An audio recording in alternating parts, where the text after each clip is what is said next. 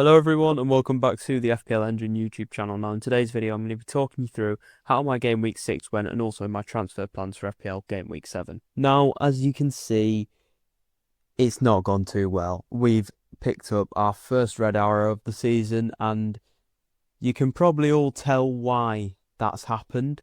But yeah, we'll start off, looking through the team, starting off with the defence, David Raya, losing the clean sheet. Not brilliant, to be honest. But what can you expect against not Liverpool, Newcastle? What can you expect? I did get these Arsenal defenders, Arsenal attackers, all the Arsenal players. I got them in sort of a week early just because of wildcard. They were meant to be for this week, but West Ham. Imagine a new manager bounce now. You don't know what's going to happen, but yeah, I am expecting a bit more from them this week, hopefully. Hopefully a clean sheet for them. That would be lovely. Tarkowski, he gets DEFCON every single game. I bring him in. He doesn't get that. No, to be honest, I think it was because he got a yellow card. When you get a yellow card, you have to sit back a bit. So basically, with these players, you've got to pray they don't get a yellow card, and then you'll be all right. Van de Ven, genuinely just really disappointing because Van de Ven was sort of a punt for this week. And I knew it was going to be a 1 week punt, and that's the risk I wanted to take because I had the money. I wanted to try something, and Wolves at home, it should be a clean sheet, to be honest, for a team like Tottenham. The fact Wolves have got something out of that game, you would have never expected that. It is very, very annoying. Senesi, I don't know how to say it. I think it's Senesi. Very happy with him. Very, very, very happy to own him, to be honest. Getting the assist in the last minute, hitting DEFCON. The guy's hit DEFCON every single week, and I just think he is looking like the best defender in the game at the minute.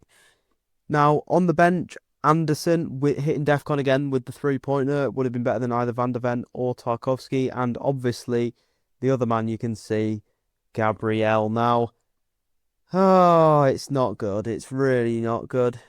Seeing 13 points on your bench and knowing that this week I have benched, how many is that? 16, 18, 19 points on the bench this week. It's really, really not nice to see. And it goes back to my own advice. Never, ever bench a 6 mil defender. Never do it. I always say this. I always tell people this. If someone says, who should I bench out of, a Van de Ven or a Gabriel, I will always say a Van de Ven unless the fixtures are like ridiculous. Which the fixtures, in fairness, did look very, very, it looked a lot better for Van de Ven. And that's why I benched Gabriel. But, he was on 4 points up until the last minute. So can you blame me, really? He's scored a header. And he's ended up on 13. It's not what I like to see. It's what a lot of other managers like to see. And it did sort of kill my rank. And it's given me the first red arrow of the season, which, to be fair, it was always going to happen. I just, I feel like it sort of gave me a bit of a reality check because, I've been getting green arrows every single week. I've started off really well. And now we've got a red arrow. It's not brilliant, but it's definitely taught me a lesson. I'm definitely going to have PTSD from this moment to never ever bench a 6 mil defender again. And I guarantee the next time I do it, I'll bench Van de Ven and he'll go and get a hat trick. But it's fine. Anyway, looking at the midfield, obviously another player who's just been so consistent, like Senesi, Semenyo. The guy just keeps scoring, and you love to see it. I feel like the fact he started the season at 7 million, right? 7 weeks in, he's upwards of 7.8 million and he's near 7.9. If he scores again, you can see him hitting 8 mil before game week 8. And that is ridiculous. A player goes up 1 million before game week 8, and it does seem pretty crazy. And if he keeps going at the level he is, God knows what price he'll be, near the end of the season. But I think he definitely is overperforming at the moment, but overall the fixtures look good for Bournemouth, so definitely a keep with him, even hitting DEFCON last game, so I think he's a bit all-round really, and definitely wish I started the game with him. Bruno Fernandes, just really, really, really disappointing, obviously, as a Man United fan, as an FPL owner. 10 points turned into -1, so it's just really disappointing. And there's so many things this week. That 10 points gets me to 68, and that Gabriel goal gets me to however much, 80 something. So yeah, around about 80 something points turned out to be 58. So it's really, really annoying. But we move, and hopefully we can get back to the Green Arrows next week. But it is annoying. Reinders in the midfield and Ndai both blanking, unfortunately. I actually thought Ndai looked really good when he played. But yeah, definitely unfortunate not to get anything from that game. Reinders, yeah, I mean, I did expect him to get something, to be totally honest. I was expecting an assist or a goal or something, but it is what it is. Erling Haaland, when you look at it, I should have probably taken the -4 and triple captained him, then wildcarded this week. It would have gone a lot better because I had Igor Thiago, I had Ollie Watkins, they both scored. I had Morgan Rogers, he got an assist.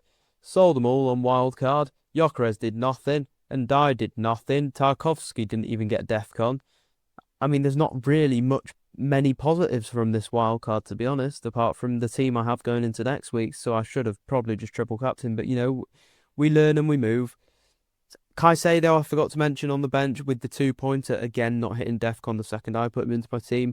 Victor Gyökeres, just not really convincing for me, to be honest. I'm not too convinced, but again, hopefully against a team like West Ham, he'll be able to do something. And João Pedro. Now, there is a player I am sort of thinking about changing João Pedro to, and that is Jared Bowen. Not this week, but next week with Brentford at home. It looks like a really nice entry point. But the thing is, João Pedro's fixtures also do look really nice. And now he's picked up that red card, it means he cannot play in the Champions League. So it should hopefully make sure he plays in the Premier League. My game week 7 team selection, but before we get into it, if you guys couldn't tell already, I have been busy creating new graphics, as you can see.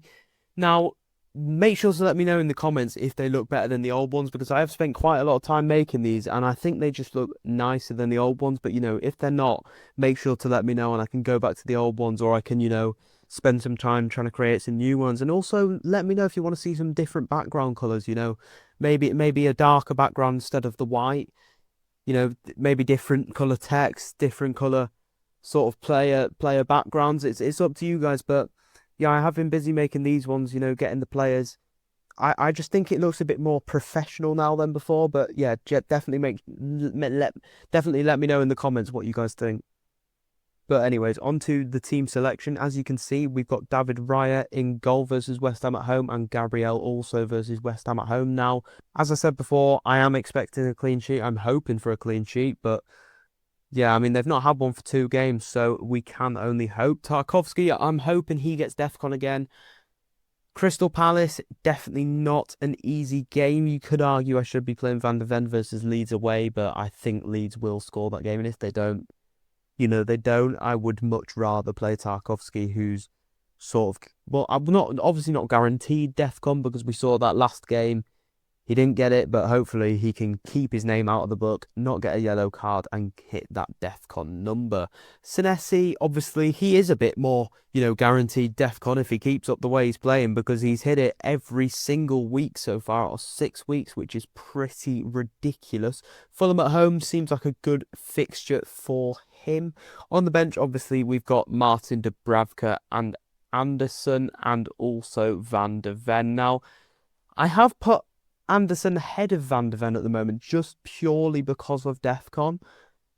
Now, I know Bournemouth isn't a good fixture away, but hopefully the bench won't even have to be used, so that shouldn't matter anyway. Taking a look at the midfield, as you can see, literally the same as last week. Antoine Semenyo, Bruno Fernandes, Tijani Reinders, and Iliman Ndiaye with Caicedo on the bench. Now, could I start Caicedo? Yes, definitely for the DEFCON. Do I think I will? No, not really, because Semenyo, when you look at it, absolutely brilliant. No way he's getting benched. Bruno Fernandes, you wouldn't bench an 9 mil player, as we've learned last week. Don't bench the premium assets. I think Bruno Fernandes as well. you can't sell him before Sunderland at home. I understand he missed a pen. I understand keeping him on wildcard was probably a wrong choice. Will he still be on pens? Personally, I think he will. Will Man U get a pen? Highly likely they will. If not, against Sunderland at Old Trafford, as we've seen, Bruno is a lot better at Old Trafford. So yeah, I do definitely trust him a lot more in that fixture. Tijani Reinders, Brentford away, really not a bad fixture. Man United made it look a lot worse than it really is. And Iliman Ndiaye, again, I do think he looked really, really good. He definitely passed the eye test when he came on. Well, when he played versus West Ham. So I understand Crystal Palace is a harder game, but we can just hope he gets something from that. Finally, moving on to the attack. Again, the exact same three from last week. Erling Haaland with the captain's armband. Just an unbelievable asset in the game at the moment. Victor Gyökeres, he does like to bully the little team. So hopefully against West Ham, we can only hope they're not going to get that new manager bounce. And Arsenal are going to demolish them with maybe a Victor Gyökeres hat-trick. I don't think it's going to happen, but we can only hope. João Pedro. Now, Maresca did say this. I'm pretty sure he did say there's some sort of injury going on with him. So there's definitely a chance I bench João Pedro. Who would that be for? I don't know. I feel like I would just go Anderson, but there is a chance, I could go Caicedo for that DEFCON. But again, it is a hard fixture. However, I think I will end up playing João Pedro. Obviously, it's the player I would rather play. But if there's any doubts there, it's just a really, really easy bench and an easy move to Jared Bowen in game week 8. Anyways, that will be it for now. Make sure to smash that like button and subscribe. Hopefully we can get back to the green arrows, and I will see you in the next video.